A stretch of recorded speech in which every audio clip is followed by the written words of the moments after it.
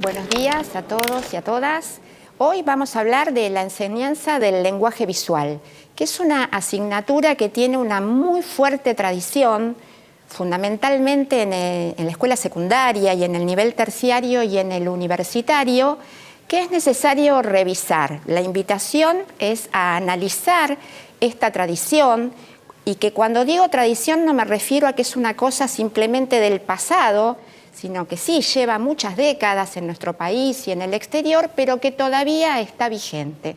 Entonces la invitación es a poder revisar estas prácticas, ¿no? Estas prácticas todos hemos aprendido así y muy probablemente todos hemos enseñado así.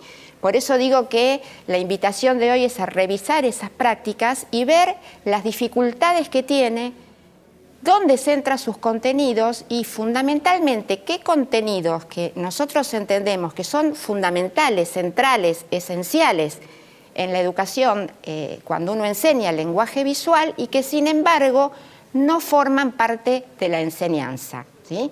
Entonces, primero vamos a analizar a través de unas imágenes que vamos a ver ahora lo que se ha dado a llamar ejercitaciones, ¿sí? Que es la práctica más habitual en la enseñanza del lenguaje visual.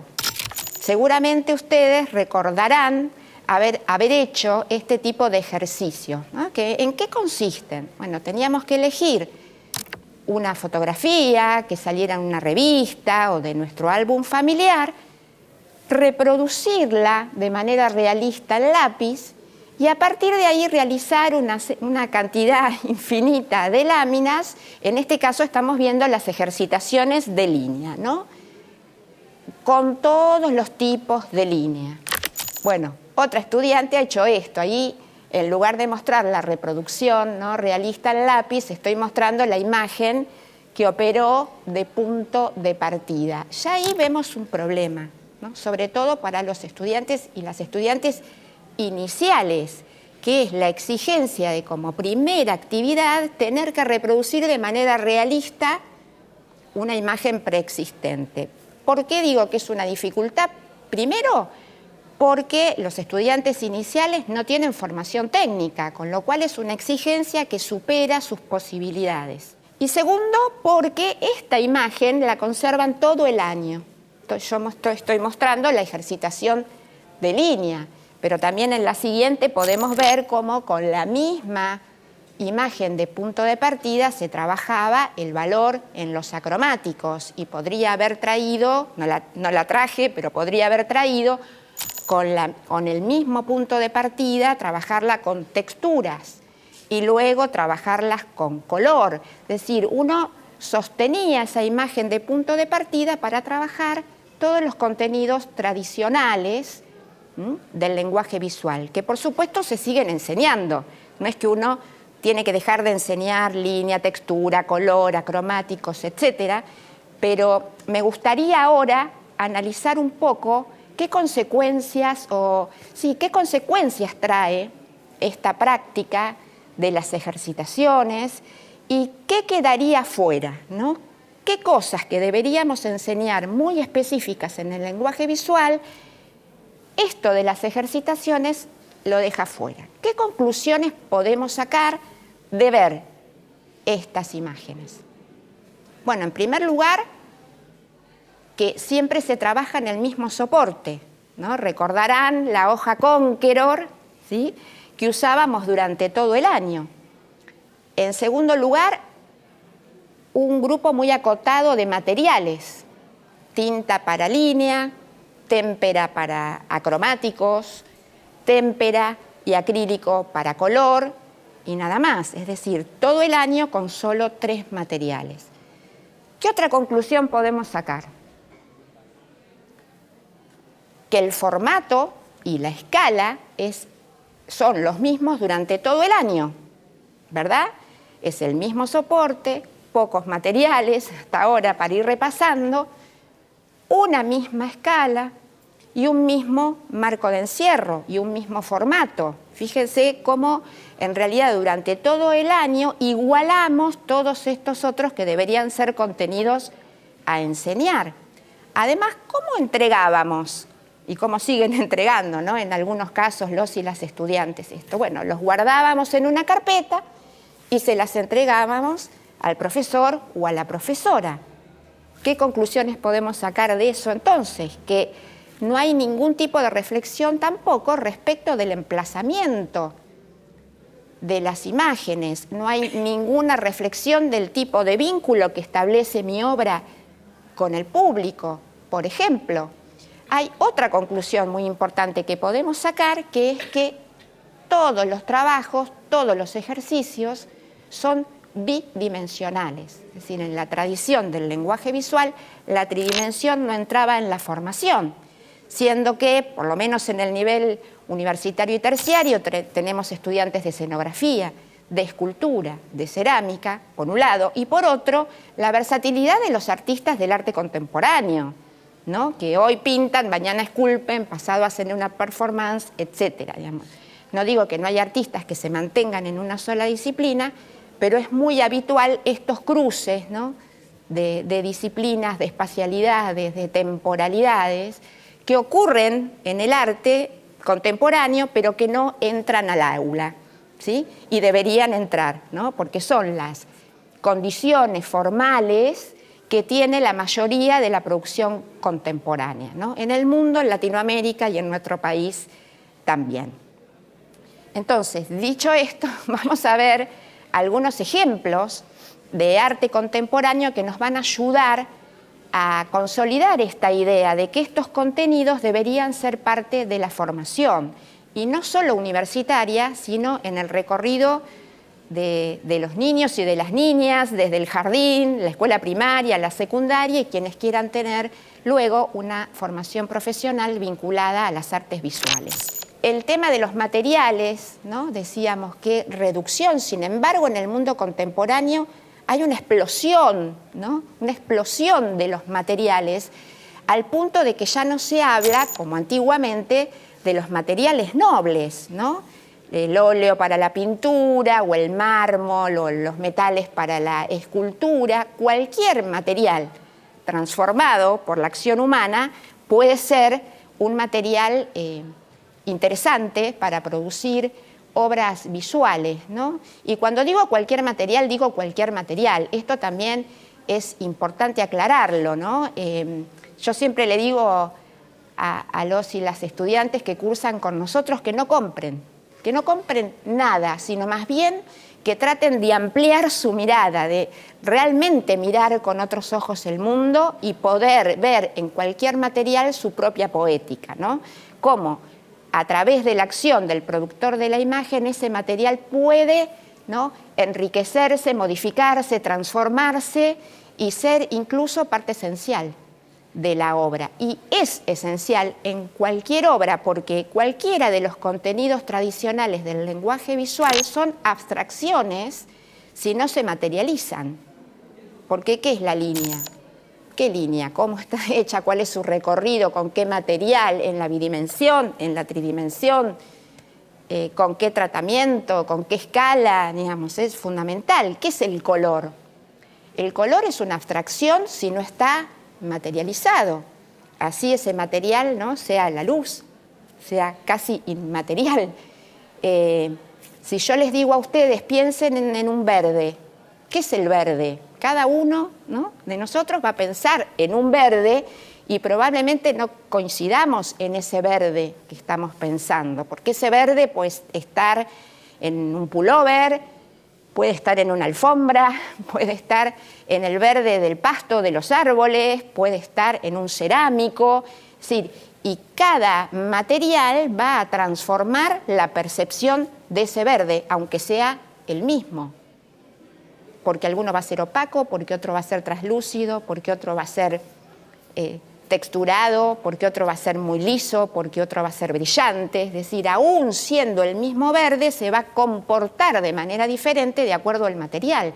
Hasta ese punto es central el material y además es una de las decisiones más importantes que se toman a la hora de producir una obra, ¿no? Si nosotros cuando enseñamos lenguaje visual, hay otro contenido que normalmente nos enseña, que es el proceso de producción.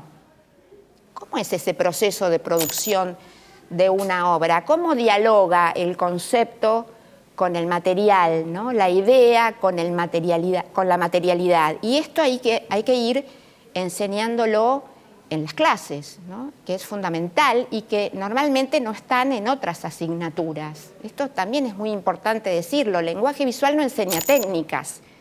Las técnicas las van a enseñar los talleres, las complementarias, las tecnologías, en otras asignaturas. Pero el lenguaje visual se va a centrar en la construcción poética de las imágenes. Y en la medida en que esto es así, recorrer con los y las estudiantes el proceso de producción va a ser central. Y dotar de herramientas, de recursos para la selección de materiales, de soportes, de escalas, etc., ¿no? Allí, a nuestro juicio, debería centrarse, poner el eje, la enseñanza del lenguaje visual. En la imagen que estamos viendo es una obra hecha con frasquitos de remedios, ¿no? Fíjense cómo lo que mayormente tiran otras personas que se dedican a otra cosa, para nosotros puede ser un riquísimo material para la producción de obras, ¿no? Cuando les decimos a los estudiantes, bueno, no compren o compren lo necesario una vez que no hayan empezado a producir, me refiero a esto, que no hay hoy material extraartístico, ¿sí? En la que sigue podemos ver una instalación que está hecha con corbatas, ¿no? Recuerdo una estudiante que vino una vez a la entrega con una escultura y estaba completamente hecha de llaves. Y era enorme la escultura. Y yo me quedé sorprendida y le pregunté, digo, ¿de dónde sacan de tantas llaves? Y me dice, mi novio es cerrajero, ¿no? Entonces esta invitación a ver las casas de sus padres, de sus abuelos, de sus vecinos, de los comercios de la zona en la que viven, apunta a esto, ¿no? A ver, bueno, ¿qué puedo tomar de lo que está circundando? Y al verlo con otros ojos, pensar qué transformación es posible hacer sobre esos materiales para realizar la propia obra. Y cómo muchos de esos materiales están al alcance de la mano, no es necesario ir a comprarlos, ¿no? En la imagen que sigue vemos una obra hecha completamente de plumas de paloma, ¿no? ¿Dónde está la gracia? La gracia está en la composición, en cómo, ¿no? La artista colocó esas plumas de modo de dar idea de que fluyen como el agua, ¿no? La idea de movimiento, que es ilusorio, por supuesto, no se mueve, pero tal como está compuesto, ¿no? Y ordenado ese material, da la idea de un flujo de agua que, por supuesto, no existe. En la siguiente es una instalación hecha con labiales, ¿no? Fíjense que todas las obras que mostré son tridimensionales. Son tridimensionales y tienen distinta escala y tienen distintos marcos de encierro. En este caso, obviamente, es una obra para recorrer.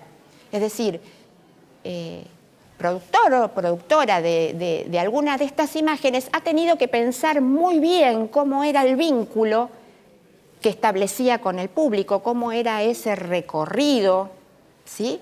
Es decir, cómo emplazar.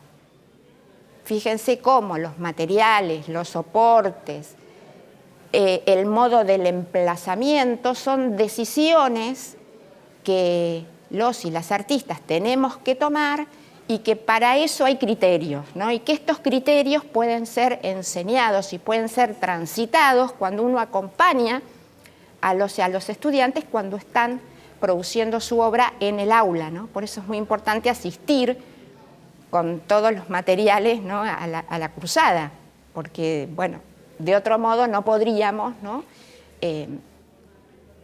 Seguir, aconsejar, conversar, pensar juntos y juntas, ¿no? con nuestros estudiantes.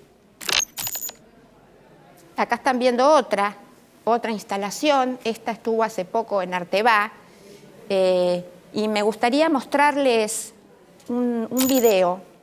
Es una obra que necesita ser mostrada en acción. Si bien es una instalación que funciona así, como la están viendo, sin que nadie opere, cada tanto el artista acciona sobre la obra y la pone en movimiento y me gustaría mostrarles un pequeño fragmento.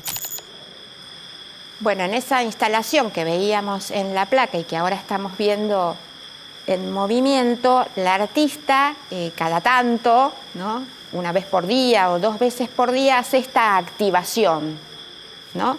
Entonces fíjense, no son botellas que tienen un poco de agua, abajo hay un plexiglas que funciona como un espejo, digamos, que se refleje en esas botellas y aparece el sonido, ¿no? ¿Por qué pongo este ejemplo? Porque es verdad que los y las profesoras de lenguaje visual necesitaríamos ya a esta altura tener cierta formación en lenguaje corporal, el lenguaje audiovisual, ¿no?, y el lenguaje sonoro, musical, porque esto aparece en el arte contemporáneo y también aparece en el aula.